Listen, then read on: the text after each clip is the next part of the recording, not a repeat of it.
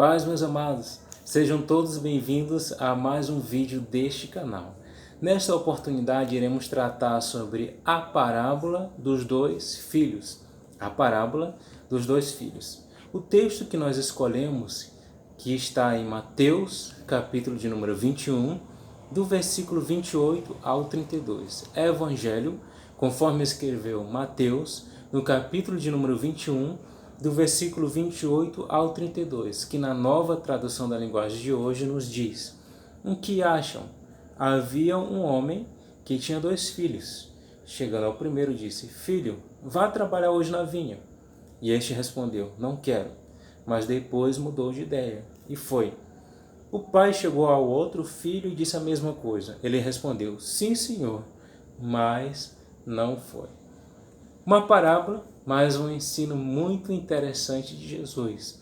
E também muito simples. Havia um pai e 2 filhos. 2 filhos e um pai. E o que foi que aconteceu? O pai chegou ao primeiro dos seus filhos e disse: filho, eu desejo, eu quero que você vá hoje trabalhar na vinha, na minha propriedade.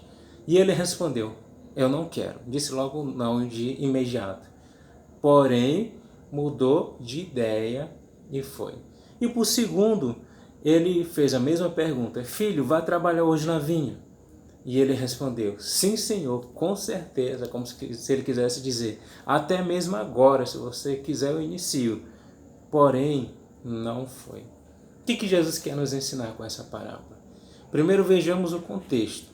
Para quem Jesus está ensinando essa parábola? A resposta nós observamos no versículo 31, quando ele faz a pergunta: qual dos dois fez a vontade do Pai? O primeiro ou o segundo filho? Qual dos dois fez a vontade do Pai? Ele está perguntando para quem? Ele está perguntando para os líderes, os que conheciam a Bíblia.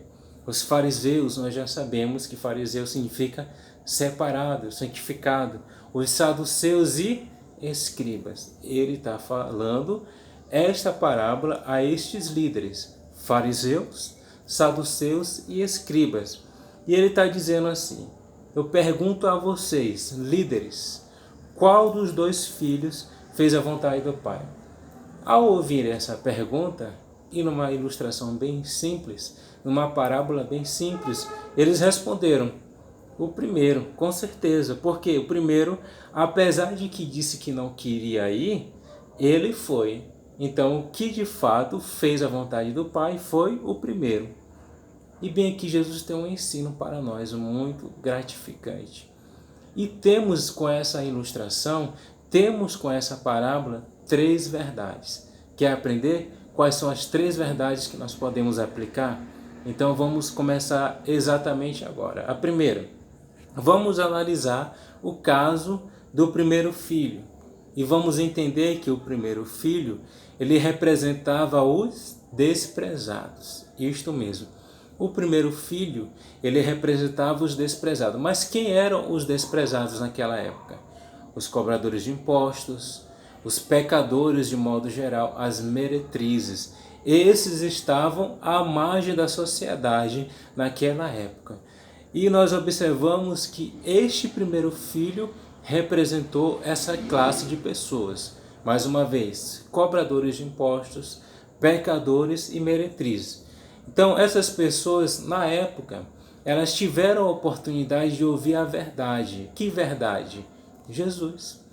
Ele vai dizer na sua palavra, lá em João capítulo 8, versículo 32, e conhecereis a verdade, e a verdade vos libertará. João capítulo 14, versículo 6, onde Jesus fala: eu sou o caminho, a verdade e a vida. Ninguém vem ao Pai a não ser por mim. Então eles tiveram a oportunidade de ouvir a verdade. Tiveram a oportunidade de ouvir sobre o arrependimento. Quando Jesus iniciou seu ministério, ele pregava: arrependei-vos, porque é chegado o reino dos céus. E o que aconteceu? De imediato, essas pessoas não quiseram. De imediato as pessoas recusaram. É como se eles estivessem dizendo, como o primeiro filho: nós não queremos nos arrepender. Porém, depois eles mudaram de ideia. Depois, como nós vamos observar, de fato, eles se arrependeram. É isso que nós vamos entender na primeira instância, que o primeiro filho representava os pecadores, os desprezados, que inicialmente não queriam saber da verdade que é Jesus, mas depois se arrependeram e seguiram o caminho de Cristo.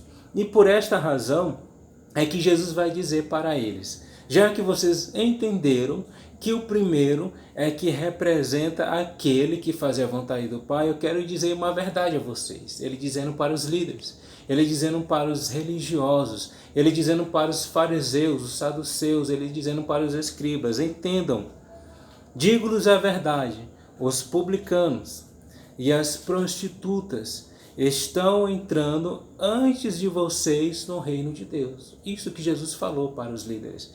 Os publicanos e as prostitutas estão entrando antes de vocês no reino de Deus. O que Jesus estava dizendo? Que eles se encaixavam na segunda classe. Eles se encaixavam no segundo filho. Por quê? O segundo filho representava exatamente a eles, que eram tidos como religiosos. Representava exatamente a eles, mais uma vez para a gente entender, os fariseus, os saduceus e os escribas, que muitas vezes diziam sim para Deus, mas o sim era apenas de lábios. Por quê? Porque eles diziam sim para Jesus, mas não praticavam aquilo que a palavra de Deus ensina. Ou seja, não havia neles um genuíno, um real arrependimento.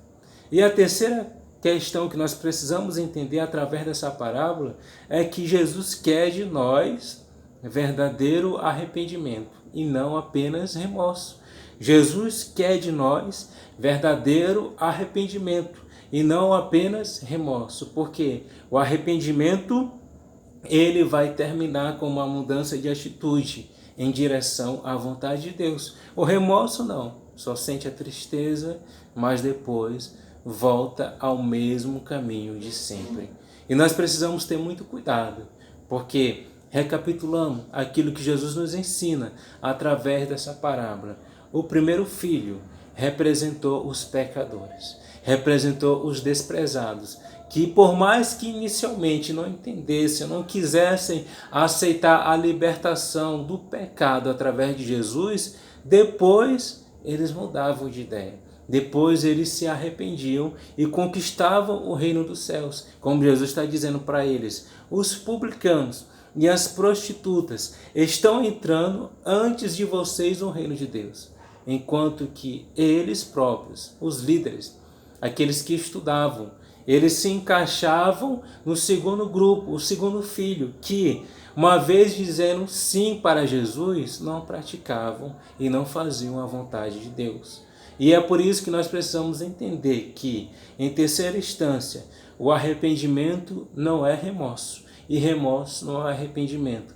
Pelo contrário, nós temos que entender que Jesus salva, nós temos que entender que Jesus liberta, e uma vez que nós entendemos, precisamos deixar a toxicidade do pecado não mais estar à frente das nossas vidas, não mais liderar os nossos corações. Pelo contrário, uma vez que nós conquistarmos a vontade de Deus, uma vez que nós conquistarmos o entendimento real sobre arrependimento, precisamos mudar as nossas atitudes.